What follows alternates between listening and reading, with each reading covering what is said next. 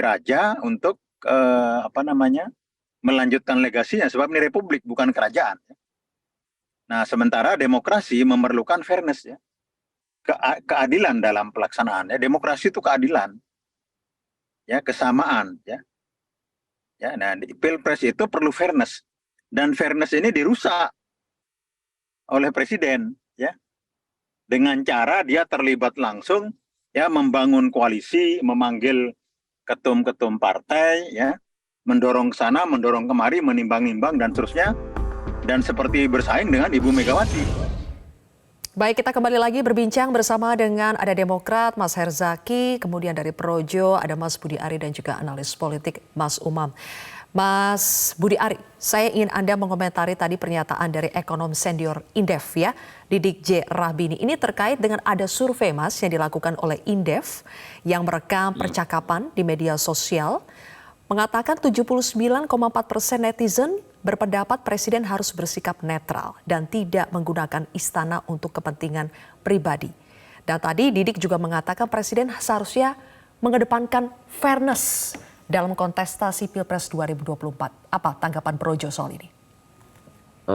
Gini loh, bahwa presiden netral itu memang Presiden Pak Jokowi sebagai Presiden Republik Indonesia netral itu memang kelayakan dan keharusan.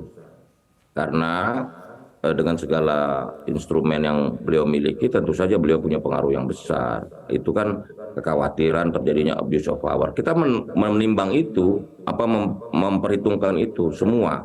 Tetapi bahwa Pak Jokowi ini bukan mau cawe-cawe dalam pengertian narasi framing tadi. Ini kan tidak ada pemaksaan kehendak dari Pak Jokowi terhadap partai-partai harus dukung A, dukung B dan sebagainya. Silakan saja semuanya untuk menyalurkan sesuai dengan kepentingan politik partai masing-masing. Tetapi yang pasti harus diingat adalah bahwa Pak Jokowi ini ingin agar pemilu ini berlangsung damai, berlangsung sejuk, tidak mengumbar politik identitas, dan juga bangsa ini harus maju, restart, jangan restart gitu loh.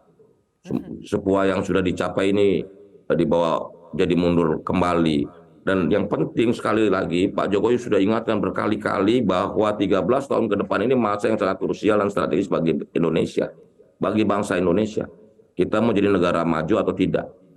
Nah, ini kan penting gitu loh, bukannya ini concern, harusnya jadi concern bersama, bahkan concern ya, seluruh. Betul, Mas Budi Ari. Tapi kenapa Anda menyampaikan seolah-olah ada kandidat tertentu yang akan menyebabkan kemunduran, yang akan menggunakan politik identitas? Kenapa? Apakah memang ada kandidat tertentu yang dirasakan seperti itu? Enggak, itu kan kesimpulan Mbak Sylvia. Saya bertanya, kenapa Anda harus menjelaskan? Kenapa ada pesan-pesan harus jangan politik identitas, kemudian jangan sampai menyebabkan kemunduran? Apakah ada tanda-tanda seperti itu?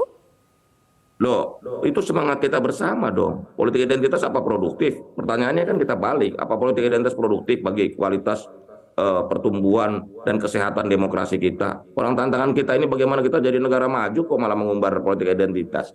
Seluruh bangsa di dunia yang maju, pengalaman Jepang dan Amerika, itu karena persatuan nasionalnya kuat. Oke. Sehingga jangan mempertontonkan atau mengumbar perbedaan.